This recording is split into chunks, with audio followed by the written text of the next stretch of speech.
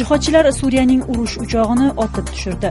Rakka shahrida Islom davlatining jangarilari o'rinlariga havo uchoqlarini urgan Suriyaning harbiy uchog'ini kuni kecha jihodchilar otib tushirishdi.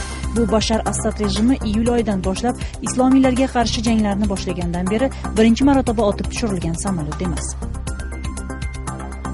Olimpiada 2016 chipta narxi $2300 bo'ladi. 2016-yili Braziliyaning Rio de Janeiro shahrida o'tadigan Olimpiada o'yinlarining uyushtiruvchilari musobaqalarga kirish chipta narxini aytdi.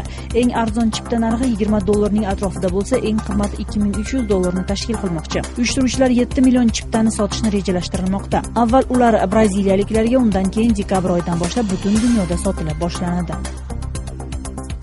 Shimoliy Koreya rahbariga suzib borib uchrashaman degan Amerika fuqarosi ushlandi. Shimoliy Koreya harbiylari Hangang daryosi orqali Shimoliy Koreyaga suzib borayotgan AQSh fuqarosini qo'lga tushirishdi. 30 yoshdagi amerikalik Pxenyanda Kim Chen In bilan uchrashgani ketayotgan edi. Tergov jarayonida u uchrashuvning maqsadini aytmadi. Nigeriyadagi cherkovning qulashidan 62 kishi halok bo'ldi. Nigeriyadagi cherkovning qulashi natijasida halok bo'lganlarning soni 62 ga yetdi.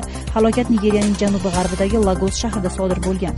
Voqea bo'lgan vaqtda cherkovda 200 nafar kishi bo'lgan. Ularning 131 nafari qutqarilgan.